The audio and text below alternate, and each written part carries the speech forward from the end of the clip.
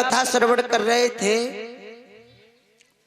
उद्धव गोपी संवाद के बारे में। जब भगवान कन्हैया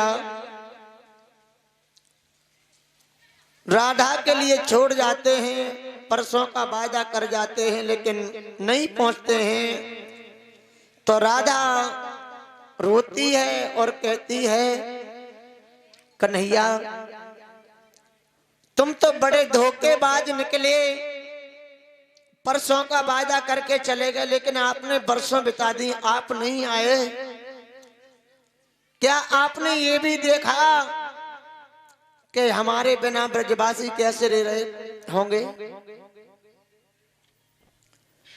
कन्हैया हमें ऐसा पता होता कि आप छोड़ के चले जाओगे तो फिर हम तुमसे कभी प्यार नहीं करती।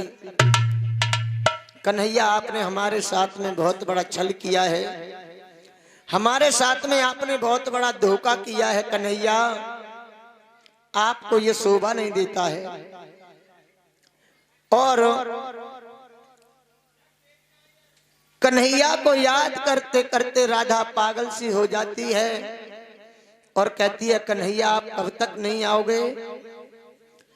कन्हैया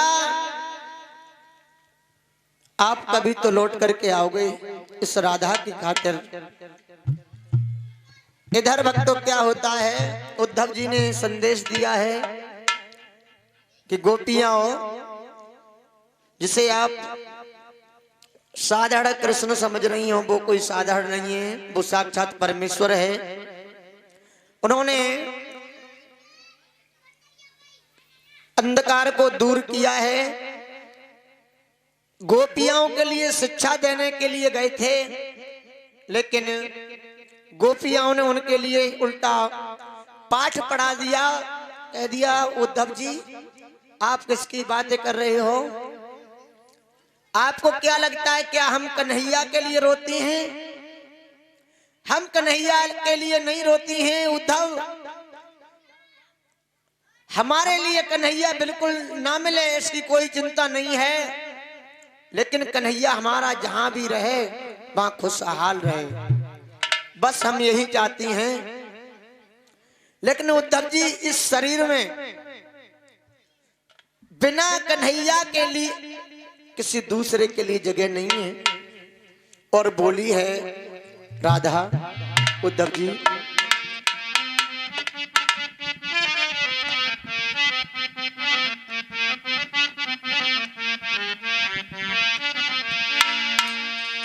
कहती है राधा कि गए छोड़ के सामरिया, गए छोड़ के सामरिया, बेपीर हो गए।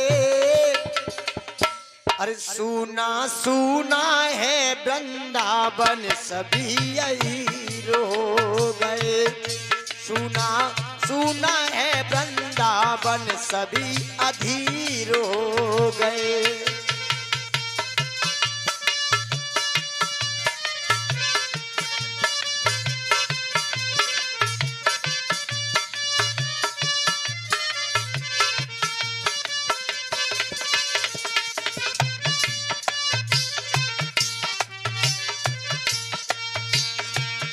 और उद्धव जी दयानिधि बताते खुद को दया नहीं आई है, बेदर्दी बनवारी की कैसी विदाई है।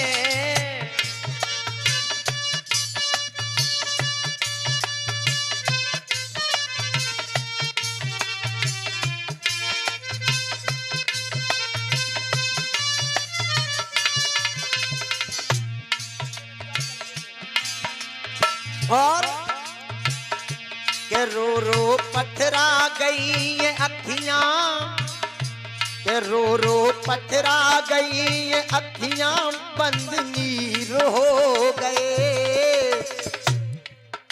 पथरा गई ये अखियां, बंद नीर हो गए। के रो रो पथरा गई अखियां, बंद नीर सुना सुना है वृंदावन सभी अधीर हो गए।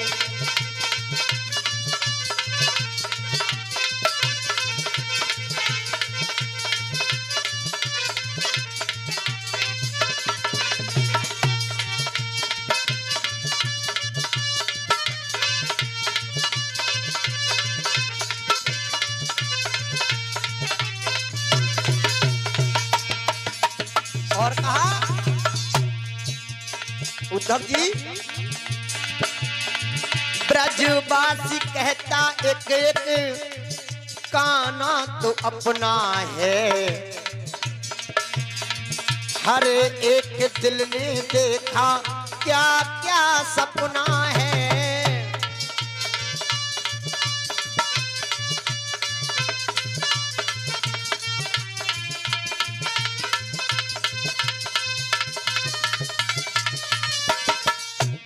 उद्धव जी, हमारी क्या दशा है, हर एक ब्रजवासी बच्चा बच्चा ये कहता था कि कन्हैया तो हमारा है, हमसे कभी दूर नहीं जाएगा, हमसे कभी जुदा नहीं होगा।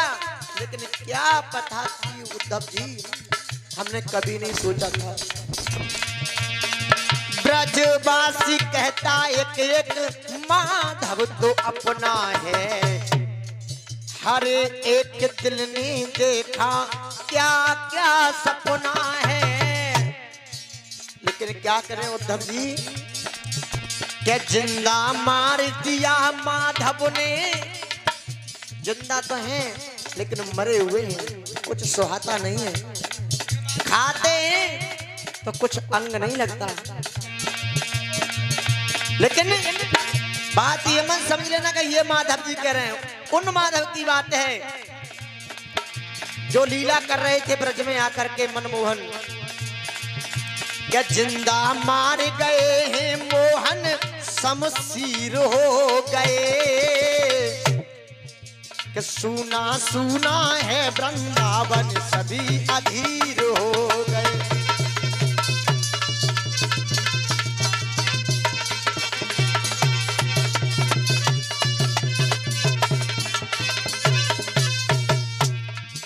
और बताया है शिवम,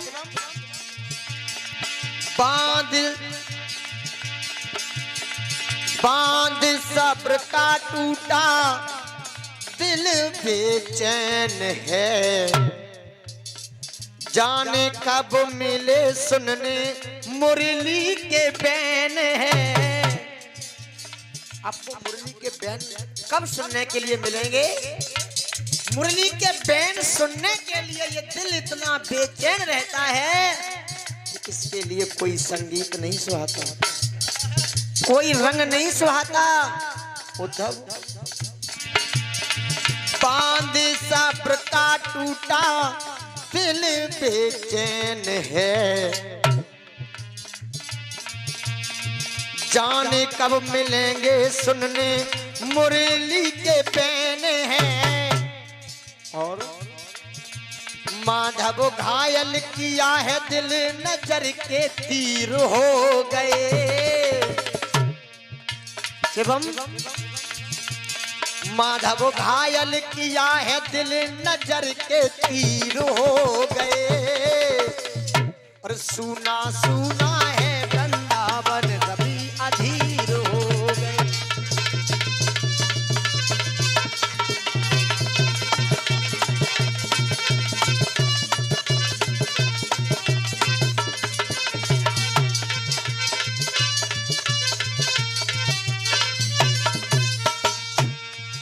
गए छोड़ के सामरिया बेपीर हो गए, सुना सुना है वृंदावन सभी अधीर हो गए। उद्धव जी, हम जी तो रहे हैं लेकिन मत पूछो हमारी हालत क्या है, बस शरीर से प्राण निकलना ही बाकी है। उद्धव जी बहुत ज्ञान दे रहे थे गोपियों के लिए, लेकिन उनका ज्ञान फेल हो गया।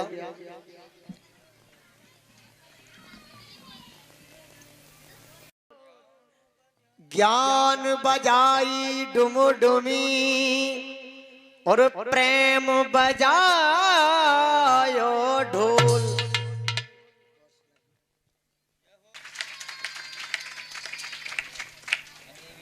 ये जो हमारी तरफ के रहने वाले हैं बाबू भाई चक्की वाले, इनकी तरफ से ये एक पुष्पमाल मेरे लिए सम्मान के रूप में अंतिम दिन की विदाई जो कथा की है, और 51 रुपए मेरे लिए दिए हैं। मैं कान्हा जी से कामना करूंगा, माता रानी से धन धाम से भरपूर रहें, मनोकामना भरपूर करें माता रानी, मेरी यही इच्छा आकांक्षा है। बोल गोविंद भगवान की आवाज नहीं आ रही। सामरे सरकार की। कच कच तो भैया नीचे देख रहे हैं, कच कच हाथ उठाए रहे। हाथ उठाओ, हमने कल कहा था ना, जिनके ऊंचे होंगे हाथ और कन्हैया उन्हीं के होंगे साथ। कौन कौन साथ रखना चाहते हैं कन्हैया के लिए? हाथ उठाओ। बस इतने ही लोग हैं, और लोगों ने को कहा भैया नुकसान करता हुआ कन्हैया ने? सब चाहते हैं। हमने कल बताया था ना, जो जितने ऊंचे हाथ उठाएगा उतनी जल्दी वो ऊपर जाएगा। किसमें? तरक्की में, तरक्की में, उन्नति में, उन्नति में। कोई गलत मत समझ लेना। जो जितने ऊंचे हाथ करेगा वही उन्नति करेगा, आगे बढ़ेगा। उद्धव के लिए बता दिया, उद्धव जी चले जाते हैं। और इधर क्या हुआ है, भगवान कन्हैया मथुरा में रह रहे हैं। जरासंध ने आकर के 17 बार चढ़ाई की। 18वीं बार जब वो आया तो गर्गाचार्य के पुत्र कालियावन को लेकर के आया, जो गोपाली नाम की अप्सरा से उत्पन्न हुआ था। या कालियावन, कालियावन युद्ध करने के लिए आया तो भगवान ने सोचा ये मलक्ष था, ये मलक्ष था। भगवान ने सोचा यदि मैं इससे स्पर्श हो जाऊंगा, अगर इसका स्पर्श मेरे से हो गया तो मेरे भक्तों में जो दुर्गंधी मुझसे स्पर्श हो जाएगी वही मेरे भक्तों में फैल जाएगी। इसलिए भगवान कन्हैया ने इससे युद्ध करना अच्छा नहीं समझा। क्यों?